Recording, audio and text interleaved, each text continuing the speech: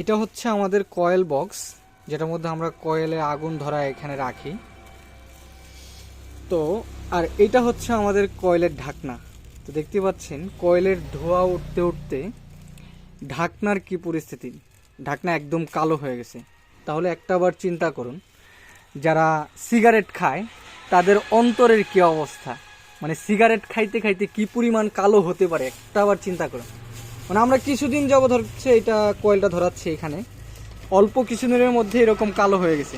দেখছেন ভাই এটার কি অবস্থা? এটা হচ্ছে কয়েলের ঢাকনা। যারা সিগারেট খায় তাদের কি অবস্থা তাহলে? বাজে অবস্থা। আল্লাহ সবাইকে সিগারেট খাওয়াতে হেফাজত করুক, ভিতরে যেন পুড়া যায়। মানে আমরা তো মানে আমাদের নিজেদের ভিতরে দেখতে পারি না, এই জন্য আমরা বুঝি না যে ভিতরে কি পরিমাণ কালো হয়। সিগারেটে গায়ে দেও না ছবি দেওয়া, একমাত্র প্রোডাক্ট যেটার মধ্যে লেখা স্বাস্থ্যের জন্য ক্ষতিকর। মানে এটা শুধু ধোঁয়া উঠতে অবস্থা। এই জন্য আমরা সবাই সচেতন থাকবো, সিগারেট থেকে বিরত থাকবো। বেশি বেশি সিগারেট খাবো না, বেশি বেশি সিগারেট খেলে তো নিজের স্বাস্থ্য নিজেই ঝুঁকির মধ্যে ফেলবো। তো ভিডিও ভিউ দরকার তোমার,